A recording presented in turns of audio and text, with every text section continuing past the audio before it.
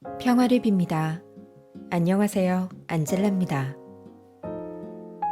우리 그리스도인들은 죽음을 두려워하지 않습니다. 죽음은 끝이 아니라 하느님 안에서 영원한 안식을 누린다고 생각하기 때문이죠.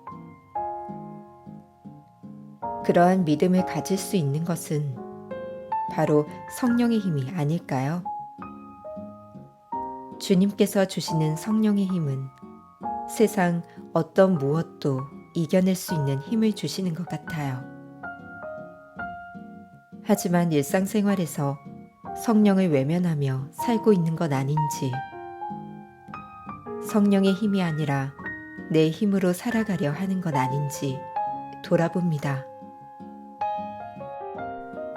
주님께서 주신 성령을 내 안에 모시고 더 빛내기 위해 말씀으로 하루를 시작하겠습니다.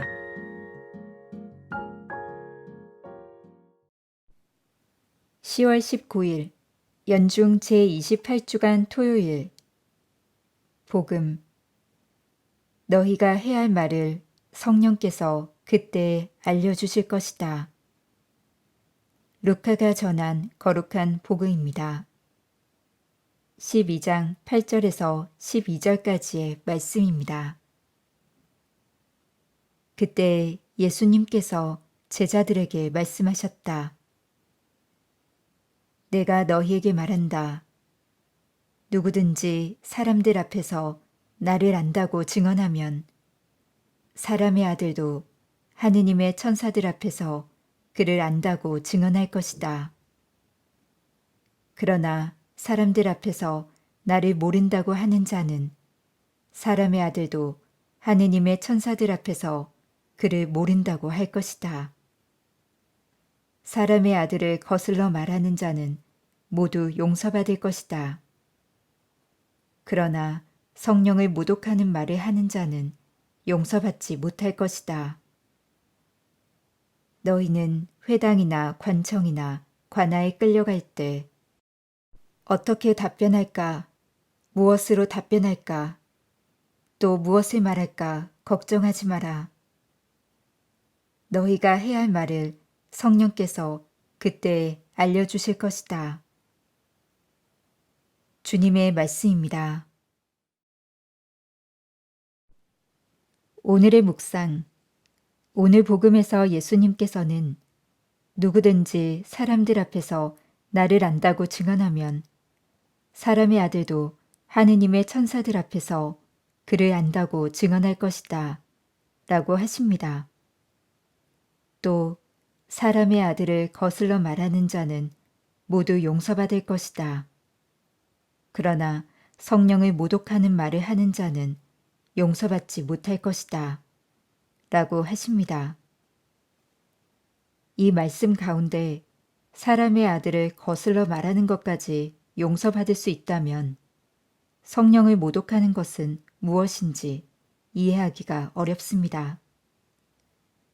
첫 번째로 생각해 볼 수 있는 것은 예수님의 활동, 특히 기적들 안에서 성령께서 함께 하신다는 것을 부인하는 것입니다.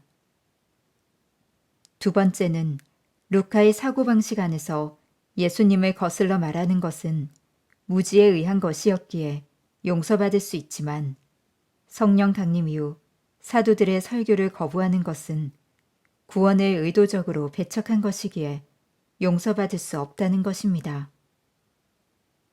세 번째는 예수님을 하느님의 아드님으로 인정하고 세례를 받은 사람이 예수님을 부인하거나 떨어져 나가는 것을 뜻한다고 보는 것입니다. 바오로 사도가 말한 대로 성령으로 말미암지 않으면 아무도 예수님께서 주님이시라고 고백할 수 없기 때문입니다. 마지막으로 생각할 수 있는 것은 성령을 모독하는 죄란 회개를 거부하는 것입니다. 하느님께서는 회개하고 돌아오는 사람들을 용서하십니다.